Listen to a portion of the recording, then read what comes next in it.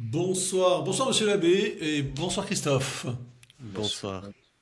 Alors ce soir nous avons un invité sur Sic Transit Gloria Mundi. Cette plateforme de vidéos où nous avons des libres conversations fraternelles, puisque Christophe est mon frère. Et ce soir je reçois un très cher ami, très cher ami à moi, mais aussi un ami de la famille, qui est le chanoine Albert Jacquemin du diocèse de Paris. Bonsoir Monsieur Abbé, merci beaucoup d'accepter de participer à cette conversation. Ça me fait très plaisir de vous recevoir pour aborder votre activité principale. Je ne vais pas dire votre profession parce que vous êtes prêtre et prêtre c'est pas une profession, Mais il y a mais en tout des- cas le ministère. on a des professions religieuses. Alors oui, là, il ne s'agit pas de cette profession-là, profession religieuse, mais il s'agit de votre ministère principal, et je vais vous laisser expliquer ce que c'est. Voilà, alors d'abord, qu'est-ce que vous faites? Quel est votre ministère principal? C'est assez unique, je crois, c'est même unique dans l'histoire de l'Église, c'est unique dans le monde, et dites-nous un peu ce que vous faites. Alors, dans l'histoire de l'Église, c'est peut-être beaucoup dire, mais mon ministère principal se partage en deux parties, mais toutes deux appartenant à la même branche, si je puis dire, c'est le droit canonique. Je n'ai pas choisi. On m'a demandé de le faire, alors je le fais depuis très longtemps. Et donc, je suis prêtre, évidemment.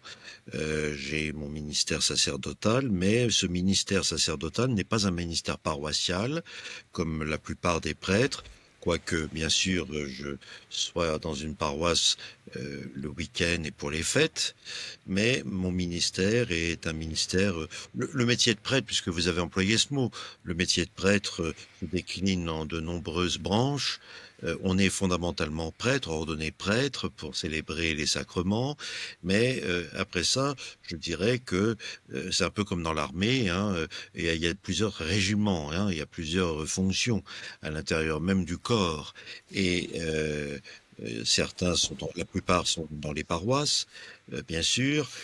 D'autres sont, je ne sais pas, dans l'écurie épiscopale. Enfin, d'autres sont, d'autres sont professeurs. Et d'autres, enfin, sont dans des services particuliers qui font fonctionner l'Église. Et pour moi, il s'agit du droit canonique. Alors, je suis professeur aussi, car la moitié de mon temps, puisque vous me demandez ce que je fais, la moitié de mon temps, j'enseigne le droit canonique à l'Institut catholique de Paris, à la faculté de droit canonique de l'Institut catholique de Paris. Et l'autre moitié de mon temps, je veux dire, en tout cas théoriquement, je préside le tribunal pénal canonique national, c'est de ça dont nous parlons. Voilà. Hein. Et puis, je dirais, le troisième tiers de mon temps, eh ben, ce sont les activités sacerdotales, mais enfin sacerdotales, je veux dire la messe, les sacrements, enfin etc. Mais enseigner le droit, pour moi, l'enseignement, c'est pour un prêtre. Hein, un laïc peut tout à fait enseigner aussi bien que moi et certainement mieux parfois. Mais moi, je le vis comme prêtre. J'enseigne en tant que je suis prêtre. Et pareil pour le droit. C'est-à-dire que je n'ai pas l'impression je veux dire, je ne pense pas, je n'ai pas le sentiment d'être en dehors ou à côté de ma vocation. Je le fais en tant que... Alors, vous parlez de droit, mais de quel droit s'agit-il? Vous n'êtes pas avocat civil, vous n'êtes pas juge dans un tribunal de justice civile ou une cour d'appel, choses comme ça. Qu'est-ce que c'est que ces tribunaux? Alors c'est le droit canonique, c'est-à-dire le droit de l'Église, parce que l'Église a un droit. Ce qu'on ne sait pas suffisamment, c'est que l'Église, en tant qu'elle est une société, elle est une société ordonnée. Alors l'Église est un mystère, bien sûr, c'est le mystère, elle est fondée par le Christ, comme le Christ était tout à la fois Dieu et homme, l'Église est humaine et divine. Elle est divine dans sa tête, qui est le Christ, et puis elle est humaine dans ses membres que nous composons. Et ces membres sont des membres visibles, des membres avec, je dirais, concrets, n'est-ce pas, comme nous le sommes, et l'Église, par conséquent, accuse un caractère sociétaire évident. Et comme toute société, je veux dire, l'Église, dans la mesure où elle se veut une société, où elle est une société, a besoin d'être organisée. Et l'organisation d'une société, dans une société, l'organisation de cette société, ça s'appelle le droit. Selon le vieil adage romain, Ubi societas, ibi ius. Là où il y a une société, c'est-à-dire une organisation humaine d'hommes, de personnes qui vivent ensemble, nécessairement, il faut un droit pour pouvoir réguler les relations entre eux. Ça, évidemment, ça c'est la première chose, c'est la première fonction du droit. Et aussi dire qui fait quoi dans dans cette société particulière. Et ça, c'est le rôle de tout droit, hein, le droit canonique le faisant pour l'Église, mais le droit en général le faisant pour toute société dans laquelle il agit et qu'il organise. Il s'agit d'organiser cette société. L'Église est une société organisée, hiérarchique, etc., où tous ne font pas tout. Quelques-uns font des choses, d'autres font d'autres, enfin, etc. Chacun a un statut particulier juridique dans l'Église par notre baptême. Le baptême est un sacrement qui nous confère un statut juridique dans l'Église avec des devoirs et des droits, ou des droits et des Et devoirs. donc il y a du droit, donc il y a des spécialistes du droit, Il y a aussi un droit pénal. Voilà, c'est à ça que je voulais en venir, parce que droit pénal. cette société Église euh, euh, doit être organisé par un droit, et ce droit a plusieurs branches. Il y a le droit des biens, parce qu'il y a des biens dans l'Église qu'il faut savoir à qui ils appartiennent, comment les gérer, etc. On ne dispose pas des choses comme on veut. Il y a un droit des sacrements, il y a un droit des personnes physiques, il y a un droit de... Bon, il y a toutes sortes de choses, n'est-ce pas? Il y a un droit Le droit de la famille, hein. il n'y a pas de droit de la famille, non, non. C'est Pardon, le mariage en tout cas, voilà, le mariage, bien sûr. Alors, il y a un droit matrimonial, voilà. Il y a matrimonial. un droit de la vie religieuse. Il y a, enfin, voilà, une multitude. Tout est organisé par le droit, en réalité, dans l'Église. Parce que comme dans toute société, hein, faut pas. Vous savez, dès qu'il y a on veut faire une loi de 1901, eh bien, on fait du droit dans la mesure où il faut un président, un trésorier enfin, il suffit Un d'être secrétaire. un secrétaire. Voilà, à trois, on se déclare en préfecture, c'est du droit. On fait toujours du droit. Tout est droit. Vous allez acheter une baguette de pain, vous donnez telle somme, vous faites un échange, c'est du droit. Voilà, on fait du droit. Notre vie est constamment gouvernée par le droit. Bon, alors maintenant, dans cette société Église, il peut y avoir des délinquants. Voilà. Parce que nous ne sommes pas encore au ciel. Quand on sera au ciel, il n'y aura plus de droit, il n'y aura plus de hiérarchie. Enfin, ça sera le bonheur parfait. Aussi longtemps que nous ne sommes pas dans cette situation, que nous sommes ici-bas, c'est-à-dire en tendance vers, mais non pas encore réalisé, eh bien, nous avons besoin de ce droit parce que nous sommes pécheurs, vivant de la grâce, orientés vers les réalités d'en haut, mais évidemment toujours avec nos pesanteurs. Et nous avons besoin donc parfois réguler dans l'Église ceux qui d'une manière ou d'une autre se fourvoient. Alors l'expression est n'est peut-être pas la meilleure, vous voyez, parce que ça donne l'impression mais en tout cas, se montrent, enfin agissent d'une manière telle que l'Église se doit de le corriger. Voilà. Alors attendez, vous avez parlé donc de délinquants. En général, dans l'Église, lorsqu'on commet une Alors, faute, on appelle ça un péché. Voilà. Alors ça vous avez tout à fait raison vous d'introduire cette distinction parce qu'elle est fondamentale. C'est que il faut distinguer le péché et le délit. C'est pas la même chose. Enfin, en tout cas, c'est voisin, mais c'est pas la même chose. C'est-à-dire que le péché, c'est tout ce qui regarde notre conscience personnelle dans notre rapport au Seigneur, par rapport au commandement de Dieu, etc. C'est ce qu'on appelle le fort interne, hein, c'est-à-dire que ça ne regarde que Dieu et moi et l'Église dans certaines circonstances très particulières.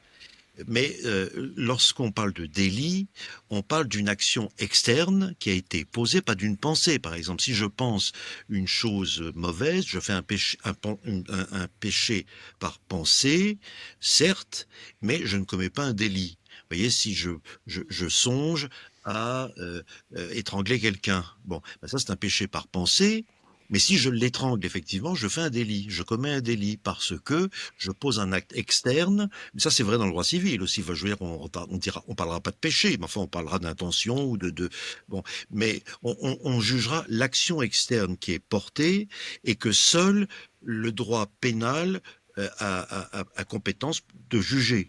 Parce qu'il s'agit à la fois de protéger la société elle-même, la société église en l'occurrence, et la personne aussi, d'elle-même en quelque sorte.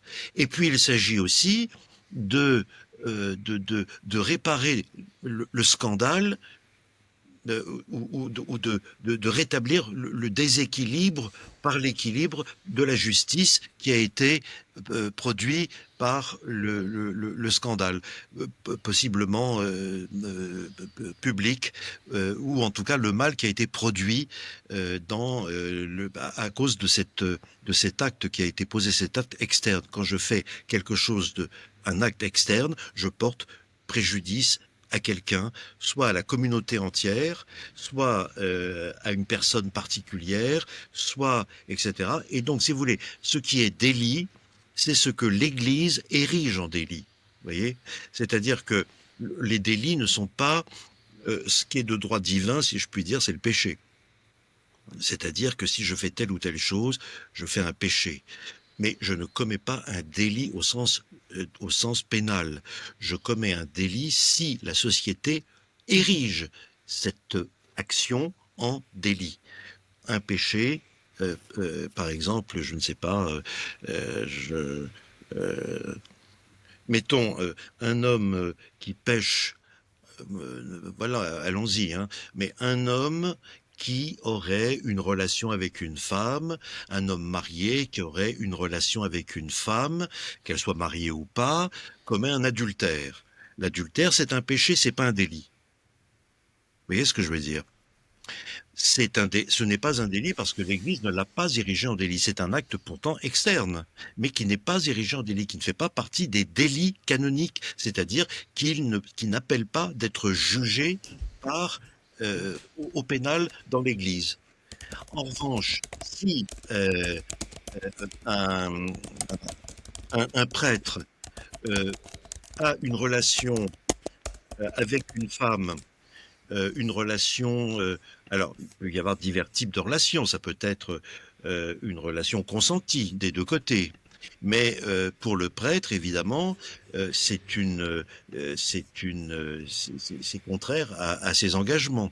Donc, s'il s'agit d'une chute ponctuelle, là, on est dans le péché, on n'est pas dans le délit. Si le prêtre en question s'inscrit, vous voyez, dans une double vie, par laquelle il continue de voir cette femme sans qu'il y ait pourtant de violence, enfin, etc., etc., etc., là, il peut y avoir délit. C'est-à-dire que l'Église, vous voyez, si on arrive à prouver qu'il y a une relation suivie, externe, qui est connue, etc., eh bien, à ce moment-là, on entre dans une catégorie que l'Église s'autorisera à juger au fort externe concernant ce prêtre. Ce qui veut dire que nous pouvons avoir des délits canoniques qui ne sont pas nécessairement des délits civils. Voyez-vous, le droit civil, le droit pénal civil ne s'occupera pas de ça. En revanche, le droit canonique se sent autorisé à le faire parce que le prêtre relève aussi de l'autorité de l'Église. Alors, est-ce que, enfin, vous dites qu'il y a des délits dont le droit civil ne se soucie pas, mais il y en a dont il se soucie Hein? et dont le droit canonique pénal se soucie aussi. Donc, il y a Ben, prenons le cas du viol. des membres de l'Église. Prenons le cas du viol, oui, parce que Prenons le cas du ce viol. sont Voilà, des choses dont on parle beaucoup. on est dans les horreurs. Eh bien, c'est un peu ça, si vous voulez. Donc, à ce moment-là, le viol est réprimé évidemment par la loi civile. C'est un crime aux yeux de la loi civile, mais aussi aux yeux de l'Église. Alors, l'Église le dira autrement, on n'emploiera pas tout à fait les mêmes mots, mais ça veut dire exactement la même chose.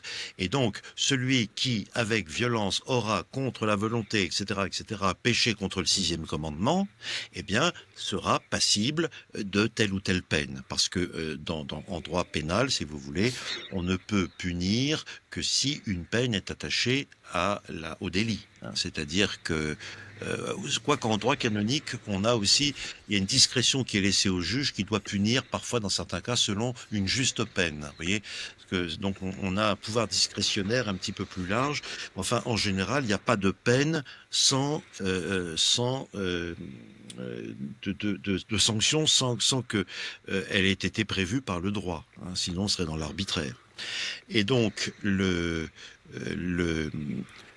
lorsque on se trouve dans cette situation, eh bien, je prends le prêtre, hein, c'est pas toujours des cas de prêtre. On peut avoir, parce que évidemment, en ce qui nous concerne, nous jugeons euh, parfois, la plupart du temps, malheureusement, des prêtres, mais ce peuvent être aussi des laïcs en mission. Vous voyez, un directeur de collège catholique, laïque, etc., qui, dès lors qu'il agit au nom de l'Église, est en mission ou dans une aumônerie, enfin je ne sais pas, vous voyez, et qui commettrait des actes des actes de cette nature, eh bien, serait passible aussi d'une punition en droit canonique.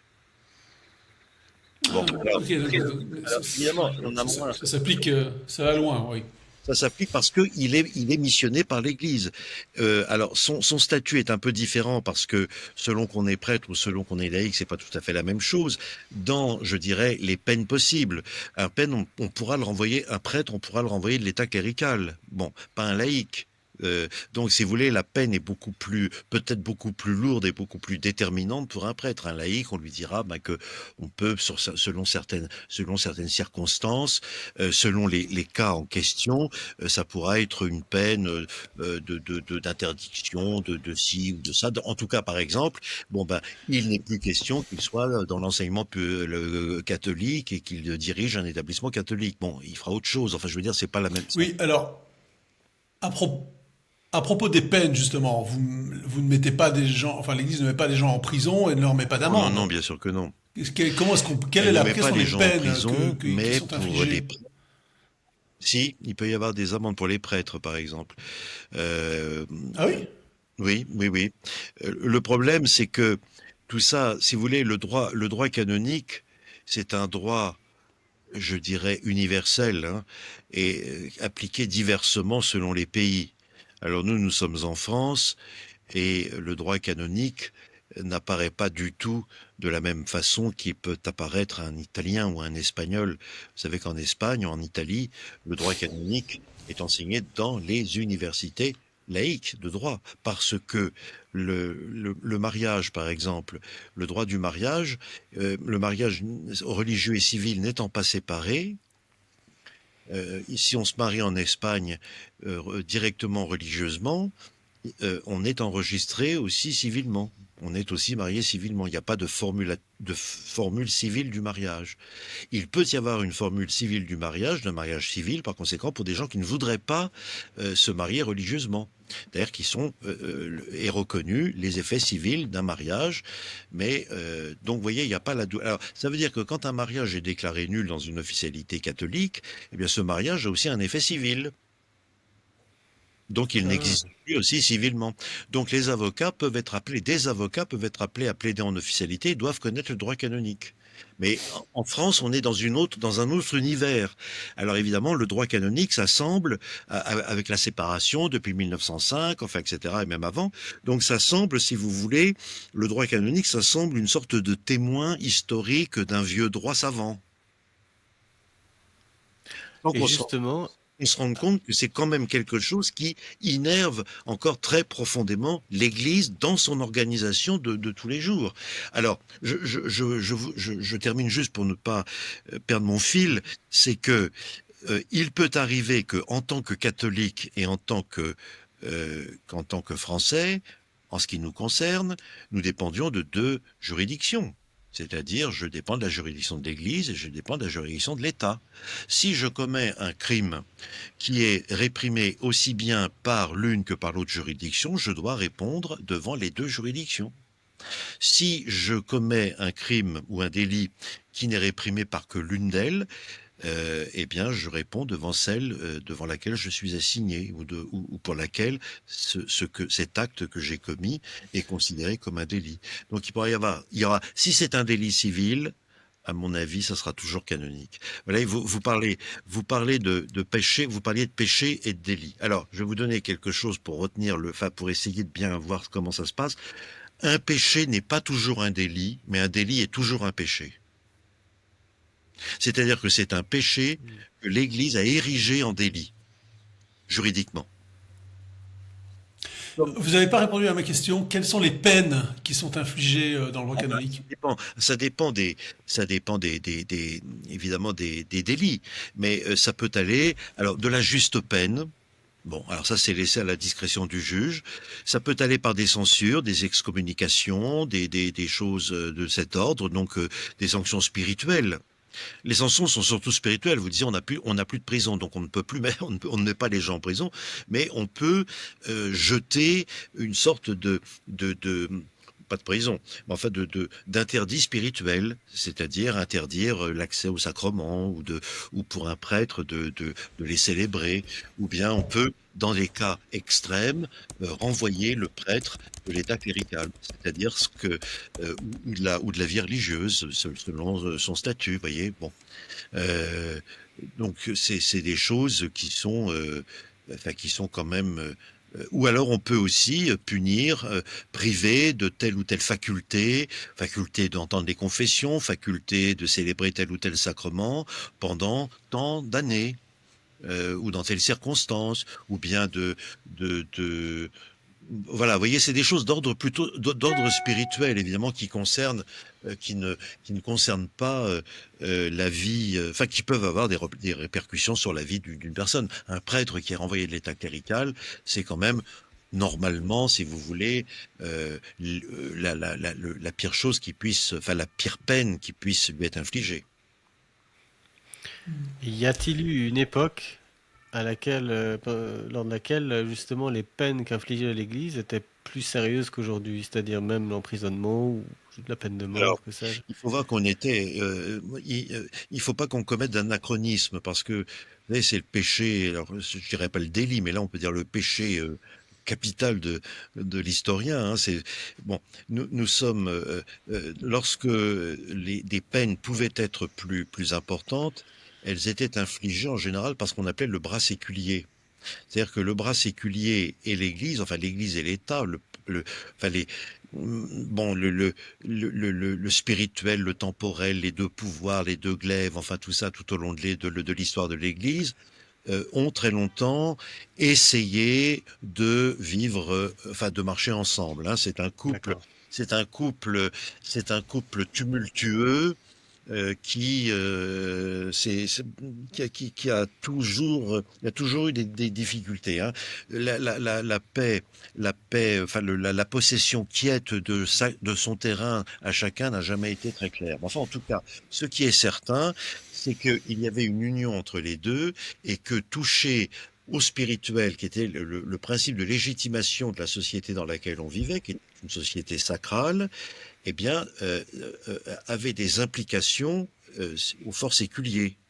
Et donc, c'était le bras séculier qui agissait parce qu'il se sentait concerné, il était remis en question dans ses principes de légitimation, ou en tout cas dans ce qu'il regardait tel, parce que parfois il y avait une instrumentalisation du spirituel pour pouvoir se légitimer soi-même et se sacraliser soi-même, mais ça c'est une autre histoire, hein, on va pas on va pas se lancer là-dedans, et c'est pour dire l'union entre les deux. Bon, alors que l'un domine un peu l'autre, enfin en tout cas ça marchait ensemble, de sorte que lorsque le spirituel déterminait qu'il y avait un danger spirituel, ce danger spirituel avait aussi des conséquences d'un point de vue social sur la société.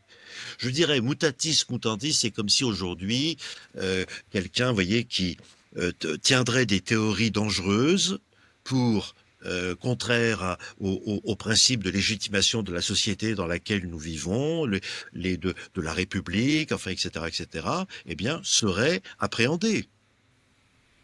Voilà, et Des choses qui n'existent, ça n'existe pas. Heureusement, ça n'existe pas du tout, ce genre de choses. ben si, ça peut exister. Enfin, je veux dire, ça sera peut-être davantage. Mais vous voyez, mais allons à l'extrême. Vous voyez, des gens qui menacent la société dans laquelle nous sommes, c'est-à-dire par le terrorisme, enfin, etc. La société se sent obligée d'agir. Ben, je dirais que mutatis mutandis. Même ça, c'est pas les idées.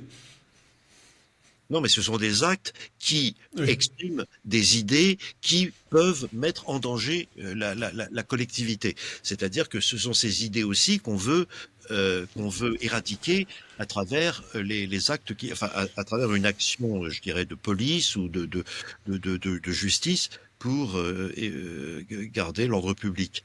Eh bien, c'est exactement, je dirais que c'est un peu la même chose, vous voyez. Donc, il faut bien se garder de voir les choses avec nos mentalités à nous. Alors oui, dans cette perspective, lorsque l'Église disait, si vous voulez, dans certaines sociétés sacrales, médiévales, eh bien, cette personne présente un danger, l'hérésie, hein, par exemple l'hérésie, eh bien c'était l'Église constatait l'hérésie, constatait que cette personne proférait une hérésie. L'hérésie, c'est pas une hérésie mentale. Si je pense quelque chose qui est contre le dogme, ça je peux pas, c'est pas ça qui est dangereux. Ce qui est dangereux, c'est de l'exprimer. Et donc, à partir du moment où je l'exprime, donc où il y a une sorte d'acte externe, si vous voulez, d'externalisation, je ne sais pas si ça se dit ça, de ma pensée, à ce moment-là, cette pensée peut se multiplier, peut devenir dangereuse pour la société. C'est encore aujourd'hui la même chose. Et donc, l'Église, le constatant, dit au bras séculier, ben écoutez, voilà, moi, nous, on a fait ce qu'on pouvait, nous constatons que. Et le bras séculier dit, oh, mais je me sens en danger, parce que ça remet en question. Voilà. Donc, si vous voulez, on n'est pas dans un régime de séparation. Aujourd'hui, pour nous, c'est impensable tout ça, parce que nous sommes dans un régime de séparation, et de séparation depuis plus d'un siècle. Alors, et encore avant, c'était pas séparé, mais enfin, c'était quand même bien, le spirituel était quand même dominé par le temporel, enfin en tout cas depuis longtemps. Mais alors je ne sais pas pourquoi je vous raconte tout ça, mais enfin vous me comprenez. Mais si, c'est parce que Christophe a demandé, Christophe vous a posé la question. Alors, Venons-en. Tout à l'heure, vous avez mentionné que vous étiez président d'un tribunal. oui. Expliquez-nous un peu ce que c'est que ce tribunal et Alors, qu'est-ce que vous y faites. c'est-à-dire que je vous ai dit, vous voyez, il y a des délits pénaux dans l'Église. Voilà. Donc il y a un droit pénal dans l'Église. Jusqu'ici, ça a toujours été le cas. Hein. Bon, donc jusqu'ici, ces cas étaient traités dans les diverses officialités locales. C'est quoi une officialité? Officialité, c'est un tribunal, c'est le tribunal de l'évêque. Vous voyez, donc chaque Il évêque, y en a un dans chaque diocèse. il y en a soit un dans chaque diocèse, maintenant il y en a un dans chaque province ecclésiastique, ou un dans chaque, ou un pour plusieurs diocèses. Voilà. Donc, si vous voulez, autrefois il y en avait un par diocèse. Depuis très longtemps déjà, on est passé aux officialités provinciales, de provinces ecclésiastiques, donc un archevêché avec les évêchés suffragants autour, par exemple Paris et tous les diocèses autour de Paris qui correspondraient en gros au département autour de Paris. Donc ça, c'est l'officialité de Paris. Vous avez l'officialité de Rennes, l'officialité... Bon. Donc ça, c'est des tribunaux ecclésiastiques qui jugent donc de ces choses-là. Alors, on avait donc ici, on le faisait de façon éclatée en quelque sorte. Et alors, avec tous les scandales qui ont été mis à jour, avec la SIAZ, enfin tout ça, les évêques déjà avant s'étaient dit que ces questions-là, qui sont des questions délicates, parce que pendant très longtemps, on a ignoré un peu le droit pénal dans l'Église. On avait un droit pénal, on l'avait, mais on ne l'utilisait pas. On ne l'utilisait pas parce qu'on préférait privilégier, à tort sans doute, mais avec les meilleurs sentiments du monde, les le pardon, vous voyez, la miséricorde, etc. Mais on ne peut pas faire de pardon et de miséricorde sans justice. C'est ça le problème, parce qu'on est encore sur la terre. Quand on sera au ciel, on sera dans la pleine miséricorde. Mais pour l'instant, on est dans ce terrain, si vous voulez, de déjà là, pas encore, hein, comme on dit, et qui postule que oui, la miséricorde doit tempérer la justice, mais la justice doit exister. Voilà, voilà. Donc c'est ça qui, c'est pas une justice vindicative, c'est une justice de relèvement du coupable, c'est une justice de permettant à la victime aussi de pouvoir c'est pas le but premier de la justice d'ailleurs, mais enfin ça existe aussi, de pouvoir se reconstituer aussi, de se convertir, de s'amender pour le coupable, enfin etc., etc., et de réparer le scandale comme je vous le disais. Mais tout ça, ça se faisait de façon séparée. Et puis on s'est aperçu peu à peu que c'était compliqué, c'est un droit compliqué, c'est un droit spécial. Comme tout droit, c'est un droit qui exige une maîtrise des procédures, etc. Et on s'est rendu compte que de moins en moins, on en était capable. Et que traiter les choses était devenu très difficile. Et puis selon les officialités, eh bien, c'était plus ou moins traité comme ci, comme ça, etc. Donc les évêques ont eu l'idée de faire quelque chose d'unifié, un tribunal en quelque sorte pénal pour toute la France, avec une jurisprudence donc qui soit une seule jurisprudence, avec une visibilité, avec des juges connus, enfin je veux dire, ou en tout cas dont on connaît le nom, avec dans un lieu connu, nous sommes avenue de Breteuil, s'il vous plaît,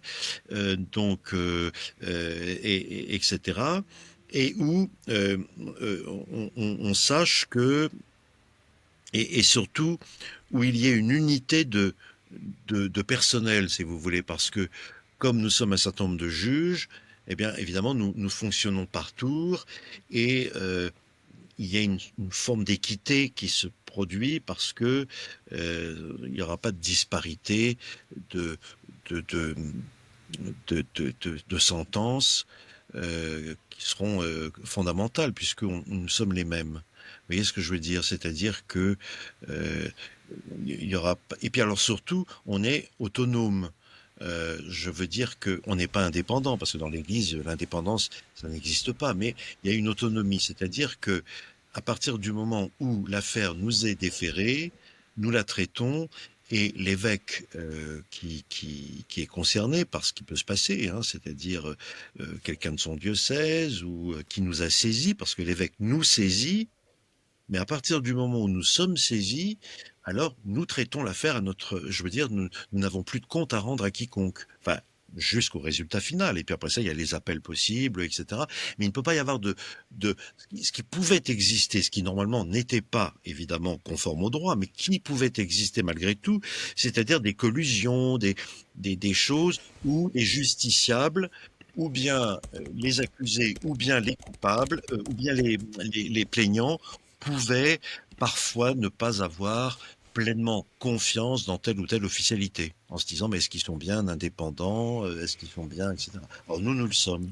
Nous le sommes parce que lorsque nous sommes saisis, que on s'est entendu sur la nature de la procédure, alors nous la menons de façon juridique, quand c'est du pénal judiciaire, jusqu'à son terme, et le l'évêque n'intervient pas. Et je dirais que c'est bien aussi pour lui, parce que quand il s'agit d'un de ses prêtres, vous voyez, il ne peut pas, Bien sûr. il n'est pas pris dans un étau en disant, c'est pas lui qui le punit, c'est nous.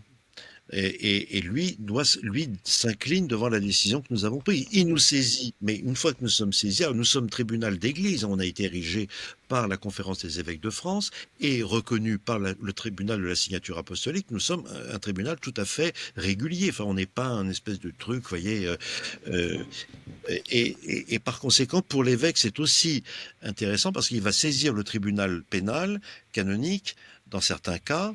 Et il pourra être aux côtés de son, je dirais s'il s'agit d'un de ses prêtres, il n'est pas du côté des accusateurs, il a fait son devoir parce qu'il doit le faire, et à partir de là, il attend, je dirais, notre décision. Et il aura pour mission de l'appliquer, parce qu'il est en quelque sorte le juge d'application des peines. Nous n'avons pas... Vous êtes combien dans ce tribunal? Et comment est-ce que c'est organisé?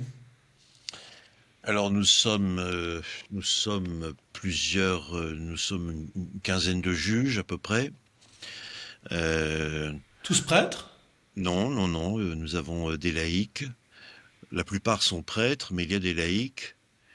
Et les laïcs dont il est question sont des femmes. Vous voyez, donc on peut pas. Voilà. Ensuite, nous avons. Alors moi, je suis le président. Ce qu'on appelle le vicaire judiciaire, c'est-à-dire je dirige ce tribunal national. Et donc je suis d'une certaine manière le vicaire judiciaire parce que j'ai compétence, nous n'avons compétence qu'en matière pénale. C'est-à-dire pas en matière matrimoniale. Ça reste du ressort des officialités, hein. Donc je ne suis pas compétent pour autre chose que pour faire du pénal dans l'Église. Et les tribunaux locaux n'ont plus de compétences en pénal, par conséquent. Ça, c'est D'accord. très établi, hein. C'est-à-dire que ça nous revient exclusivement. Quand il y a une affaire, une affaire pénale, ils vous la transmettent. Voilà, quand une affaire doit être jugée au pénal ou est susceptible d'être jugée au pénal, alors l'évêque en question qui est confronté à cette situation va saisir le promoteur de justice, qui serait l'équivalent d'un procureur de la République, celui qui est chargé de défendre la chose publique en quelque sorte. C'est pas moi qu'on saisit, hein. Moi, j'arrive en dernier lieu simplement. C'est-à-dire que le procureur, enfin le promoteur, ce qu'on appelle le promoteur, va s'entendre avec l'évêque, va essayer de voir un peu ce qui se passe, et on va demander, selon le droit, que se réalise ce qu'on appelle une enquête préalable, ce qu'on appellerait une enquête préliminaire en droit civil, hein. C'est-à-dire, on essaye un petit peu de faire une enquête pour se rendre compte de la vraisemblance ou non des bruits qui courent, des accusations. En interrogeant des gens, enfin en faisant, il y a toute une enquête qui est faite. Cette enquête, ensuite, elle est renvoyée à nous. Donc vous avez des moyens dédiés à cette enquête, des gens qui vont se déplacer, qui vont interroger des témoins, Ce n'est pas qui nous vont qui relever des empreintes. Oui, alors si on veut, oui. Ce n'est pas nous qui la faisons, cette enquête, parce que elle est faite Ah. dans l'ordinaire. C'est l'évêque qui l'a fait faire. Alors, ils peuvent demander ça à des gens. Et puis, parfois, il peut y avoir des enquêtes civiles aussi, enfin, si je puis dire, Ah, vous étatiques. pouvez utiliser le Qui sont faites. matériel, vous pouvez utiliser le matériau, pardon, d'un tribunal civil. Si l'affaire a Il déjà peut été jugée, par exemple, par un tribunal civil. Voilà. Si oui, alors par exemple, si elle a été jugée, il peut arriver que des causes aient été jugées par un tribunal civil. Si le tribunal civil, on a l'arrêt, enfin le jugement qui est donné à l'accusé, si la personne est reconnue coupable et qu'il en sort le jugement, il va nous transmettre, on va lui demander de nous transmettre le jugement. Et on va bien voir quels sont les moyens de preuve si le tribunal civil reconnaît qu'effectivement il y a des éléments qui font qu'il est accusé d'eux, nous, on ira difficilement dire le contraire. Bon. D'autant qu'ils ont des moyens et tout dépendra aussi. Alors, là encore, chaque cas est particulier, hein, mais on peut avoir des gens qui nient en civil, enfin qui au fort civil nient cela, qui continuent à nier, etc., qui a raison, qui a tort. Le tribunal civil, enfin, quand je dis tribunal civil, vous comprenez ce que ça veut dire, ça veut dire pénal aussi, hein, enfin, pénal, c'est étatique. Ah oui, ah oui. Va répondre, oui, parce que c'est pas la justice civile, il y a aussi le tribunal civil en étatique, hein, donc Oui, oui, c'est pas ça dont on parle. Ouais. voilà. Et donc, euh, ou alors quand il y a une enquête de police, vous voyez, quand il y a une audition de police qui est faite par la gendarmerie ou par la police, les gens souvent reçoivent le PV de cette audition. Et parfois, ils peuvent la fournir, enfin nous montrer ce qui s'est produit, ce qui s'est déjà dit dans l'enquête de police, de sorte que on ait par là un élément qui puisse qu'on puisse exploiter pour autant que cette personne, évidemment, l'accepte.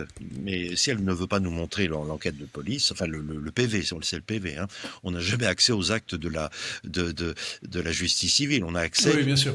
à la sentence finale. Enfin, si encore et encore si la personne l'a. Donc on a le résultat.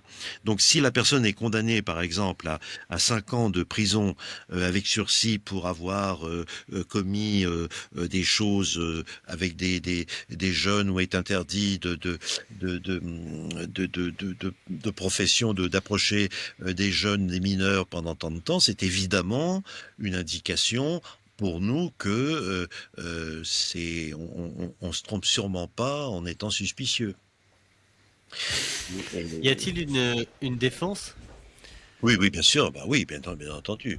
Non, Et comment est-ce c'est une. alors ce sont Alors des avocats on a des avocats ecclésiastiques qui connaissent le droit ecclésiastique, qui sont parfois des avocats civils aussi d'ailleurs, enfin des avocats et qui défendent aussi bien l'accusé, hein, bien sûr, qui a le droit à une défense, hein, ça c'est fondamental, que parfois la tierce partie, parce qu'il peut y avoir des gens qui se constituent en tierce partie, ce que nous appelons tierce partie, ce serait l'équivalent d'une partie civile. Vous voyez, parce que la procédure est la suivante, c'est le promoteur de justice accuse un tel d'avoir commis tel acte. Ça, c'est comme ça qu'on enclenche la procédure. Le promoteur de justice va dresser un libelle d'accusation qu'il m'adresse. Moi, donc il me saisit. Donc, je regarde de quoi il s'agit, et si j'estime qu'il y a matière, évidemment, en général, il y a matière, et on ne fait pas de libelle comme ça, eh bien, je vais faire un décret d'acceptation du libelle, en disant, bah oui, je prends la cause, en quelque sorte, et de citation de la personne accusée. Parce qu'il faut qu'elle sache de quoi il s'agit. Donc à partir de là, on lui dit, bah voilà, vous êtes au fort canonique, accusé de et de.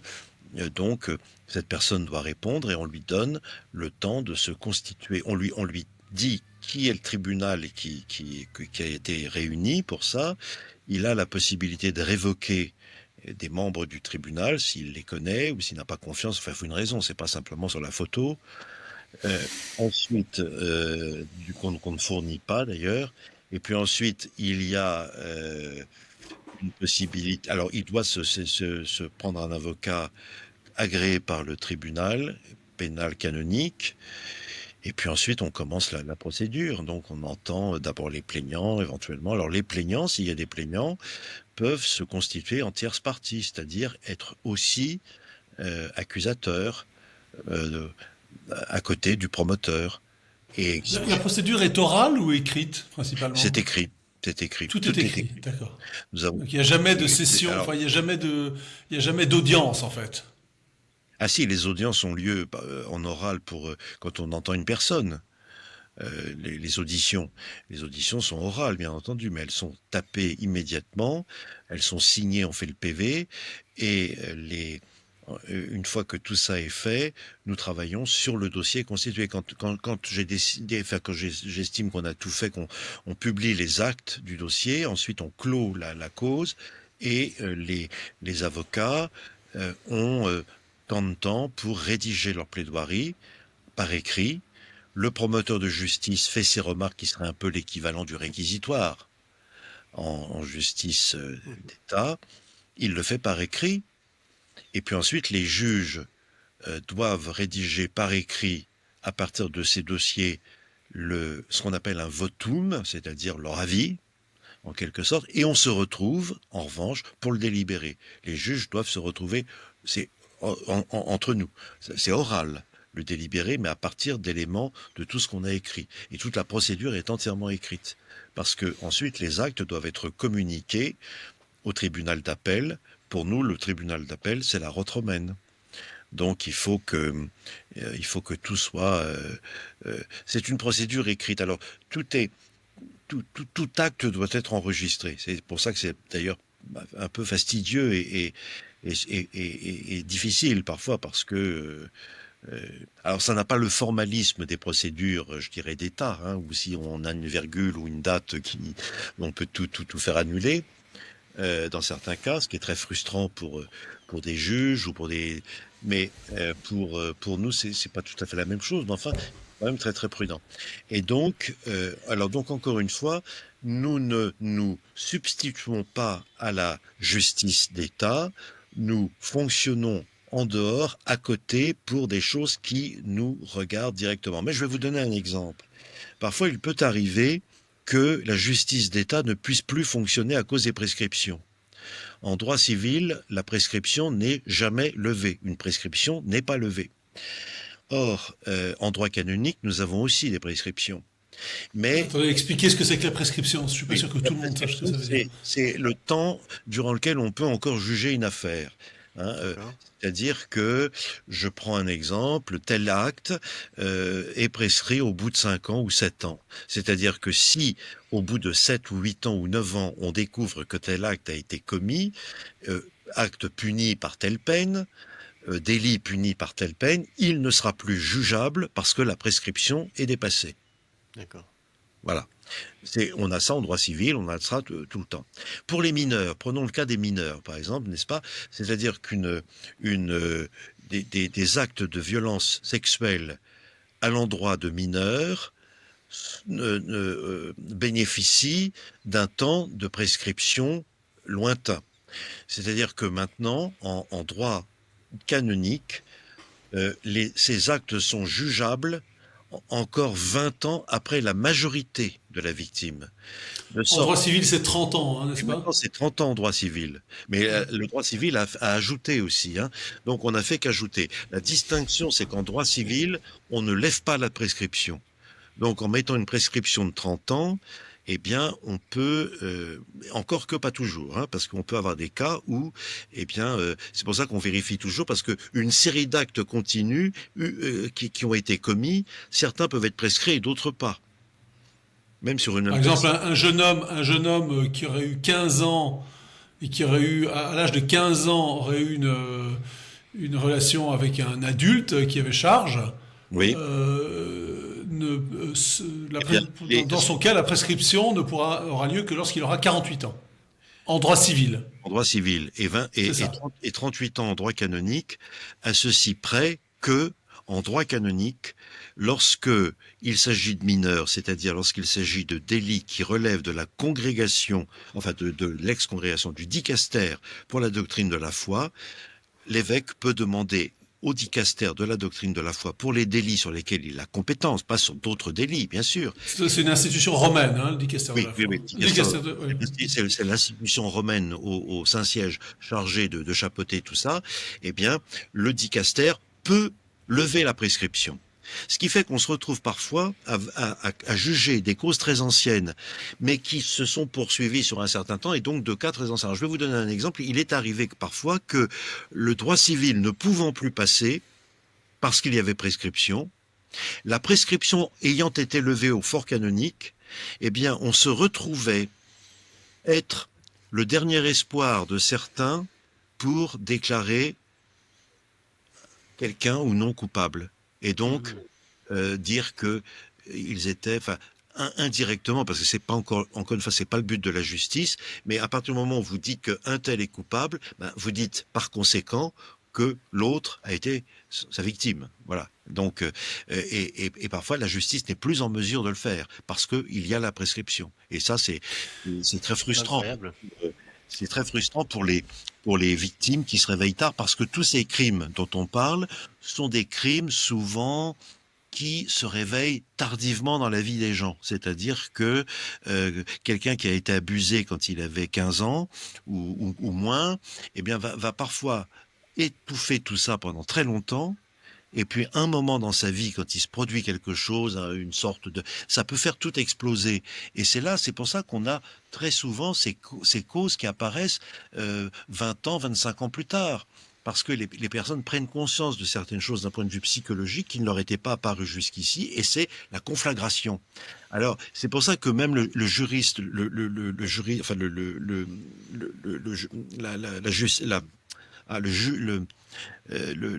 droit civil a aussi reculé la prescription parce que on se rend bien compte que 10 ans, c'est pas toujours suffisant. Et que 10 ans, c'est la prescription habituelle pour les crimes.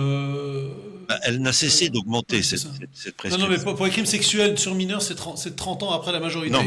Et maintenant c'est 30 ans, mais c'est récent ça, hein, c'était il y a pas si après, oui, je sais, mais c'est pour donner une idée, hein. Je crois que oui, oui. pour Aujourd'hui beaucoup c'est de choses, 30 la ans. prescription c'est 3 ans, Oui, et alors pour des crimes c'est 10 ans. C'est voilà. ça? Alors c'est ça. Oui. Donc selon que, par exemple, si quelqu'un a été abusé à 17 ans, évidemment, c'est pas la même chose que parce que pour nous maintenant en droit canonique, c'est 18 ans. Hein, 18 ans, vous êtes bon, on est mineur jusqu'à 18 ans. Voilà. Donc tout, on part du principe qu'un mineur n'est pas en mesure de consentir quand il s'agit d'une relation asymétrique avec quelqu'un qui a autorité. Bon, alors ça dépend des gens. Il y en a il y a 30 ans, c'est toujours pas, ils sont toujours pas en mesure d'avoir cette. Enfin, peu importe. Toujours est-il qu'il faut bien une limite. Et c'est donc 18 ans. Donc quelqu'un qui a 17 ans est victime de ces choses-là, eh bien a 21 ans devant lui. Je veux dire, ça pourrait être jugé pendant 21 ans. Et s'il était mineur, comme il était mineur, ça relève non pas de nous directement, mais du Saint-Siège, et donc le Saint-Siège, si on le lui demande, octroiera la levée de prescription. Voilà comment ça se passe actuellement. pour les mineurs. Pour le reste, non. Pour le reste, non. Il y a aussi des temps de prescription. Alors, évidemment, il faut faire en sorte que nous ne dépassions pas la prescription. C'est pour ça qu'il faut citer au plus vite, parce que la citation, le décret de citation, fait cesser la prescription. Alors j'ai deux questions. Je vais vous poser la première. Vous avez évoqué les victimes. Euh, j'ai entendu déjà des gens qui ne comprenaient pas l'attitude des tribunaux canoniques, et donc là en l'occurrence un tribunal pénal, le vôtre, dans les relations avec les victimes. J'imagine que lorsqu'une victime est, alors vous dites partie, vous disiez, c'est pas partie civile, mais c'est Tierce partie, enfin, c'est la même chose. Enfin, tierce partie, voilà, c'est ça, qu'elle est tierce partie, donc l'équivalent de partie civile, elle a connaissance du jugement. Si elle n'est pas tierce partie, comment est-ce qu'elle a connaissance de la peine qui est infligée au malfaiteur? Alors, Parce que tout le monde n'a pas envie, par exemple, d'être tierce partie, ou j'imagine qu'en plus il faut se payer un avocat, non? non, c'est gratuit, hein, non, non. Ah Euh, d'accord, ok. non, non, non. On ne se, il n'y a pas nos avocats sont ce qu'on appelle en droit canonique des avocats publics. Ils sont rétribués je veux dire, très souvent, ce sont des bénévoles, hein, ce sont des laïcs. La plupart, enfin, il y a quelques prêtres, mais qui ont fait du droit canonique, etc., et qui font pour le service de l'Église, vous voyez. Donc, certains vont chanter dans des chorales, et d'autres vont, voilà. Donc, c'est un service de baptisé, en quelque sorte, hein, dans le, et donc, D'accord, donc c'est pas payé, c'est pas payé. parce que, vous voyez, non, non, ça, c'est pas payant, hein. Et deuxièmement, enfin, en France, parce qu'ailleurs, ça peut être différent, en Italie en particulier. Mais alors, il y a une chose qu'il faut bien comprendre, c'est que j'ai pas dite, c'est qu'il y a divers types de procédures. Il y a des procédures administratives et des procédures judiciaires. La procédure administrative n'est pas judiciaire par excellence, enfin, par définition, elle est extrajudiciaire. Et il est vrai que il n'y a pas possibilité de se constituer tierce partie dans une procédure administrative. Et Vous donc, traitez des procédures administratives? Non. euh, je peux en traiter, on peut m'en confier quelques-unes, mais Ah oui, c'est pas ma compétence. Moi, je suis là pour faire du pénal judiciaire, oui, c'est-à-dire judiciaire, oui. avec, alors même si la personne, la plaignante, le plaignant, la personne plaignante, hein, ne se constitue pas tierce partie, elle saura le résultat, on le lui dira, parce qu'il y a le promoteur de justice qui, d'une certaine manière, agit en son nom. Enfin, Oui, bien sûr. vous voyez, et, et, et donc, la question de la publicité, ça c'est une autre affaire, la publicité de ces sentences. Bon, on peut pas la publier urbi et orbi, mais on fait en sorte que ce soit connu par les gens que ça concerne. Bon, et la difficulté, si vous voulez, ce qui peut être frustrant, et jusqu'ici, comme nous n'existions pas, nous n'avions de procédures que des procédures administratives, parce que les procédures administratives sont plus simples et elles ont été, je dirais pas créées, mais remises à l'honneur, ou plutôt, oui, enfin, elles ont été créées parce que elles sont moins rigoureuses, mais elles peuvent donner l'impression, si le juge n'est pas vigilant, de ne pas toujours euh, euh, instruire à charge et à décharge. Okay, bon. Alors, c'est la raison pour laquelle le plaignant dans cette affaire, dans une procédure administrative, n'est pas à proprement parler juridiquement un plaignant, mais il est un témoin. Du point de vue juridique, du point de vue de la procédure, c'est le témoin qui va accuser, enfin qui va dire, ben voilà, j'accuse un tel de m'avoir fait ça, mais on n'est pas dans un contradictoire au sens juridique, enfin judiciaire, pénal, judiciaire, comme ce que nous faisons. Et qui est aussi une procédure qui existe depuis toujours, mais qui a été peu employée parce qu'elle est très onéreuse en personne. Enfin, je veux dire, elle est lourde à manier, elle est difficile, elle est longue, elle est bon, voilà, etc. Donc, évidemment, nous sommes spécialisés là-dedans. Alors, depuis que nous existons, ben, au départ, on a eu pas Depuis mal quand, pardon, vous n'avez pas dit la date de création de ce tribunal? ça fait 3 ans, enfin, la troisième année. Mais ça fait un an avant qu'on y pensait, enfin que tout ça, et effectivement depuis la troisième année. Alors au départ, on a eu un certain nombre d'administratives qui nous sont données, mais de plus en plus, puisque nous sommes faits pour ça, et puisque nous avons compétence, je dirais dans les deux sens du terme, au sens juridique et capacité Technique. technique de pouvoir le faire, alors nous avons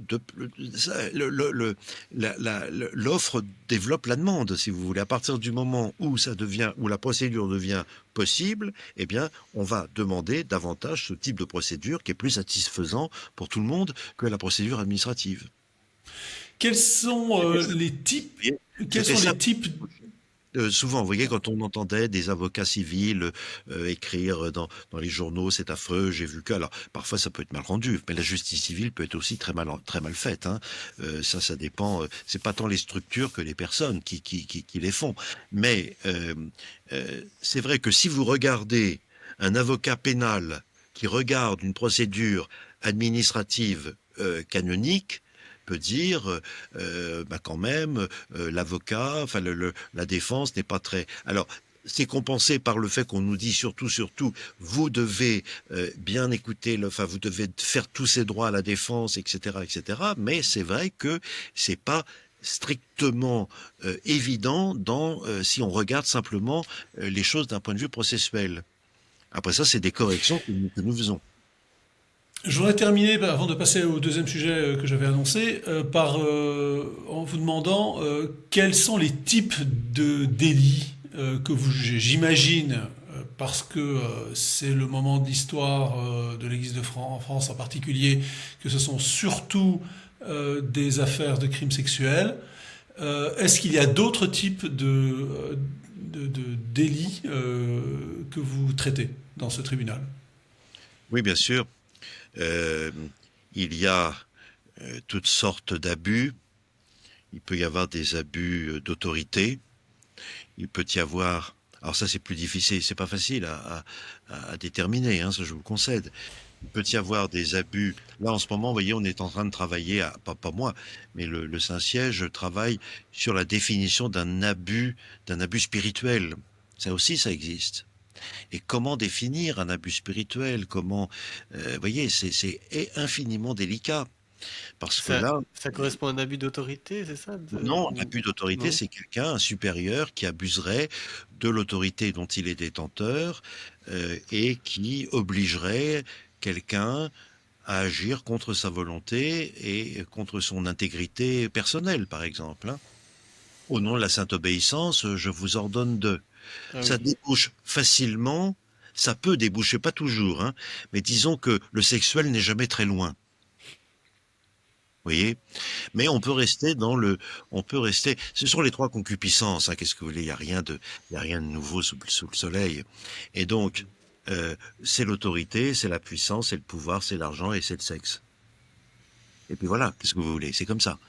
Et donc, alors, il faut pas s'y résoudre, et il faut agir.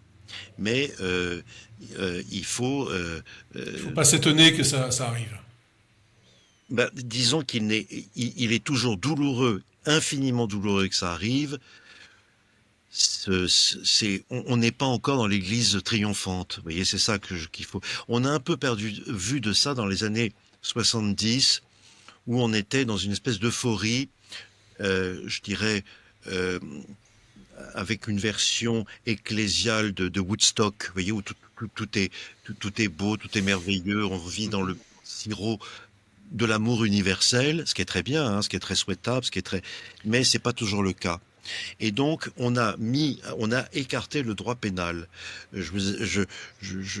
Quand j'ai fait mon droit pénal canonique à l'Institut catholique de Paris en 1994, c'était.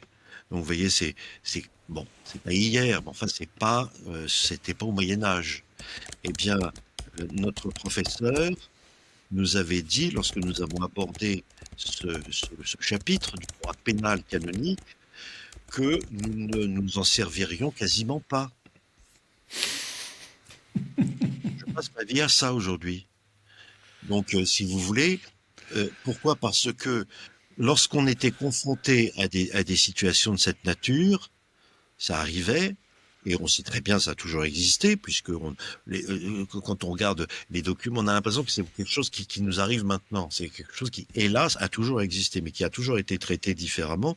Et puis selon les types de sociétés dans lesquelles on se trouve, si vous voulez, c'est pas traité de la même façon.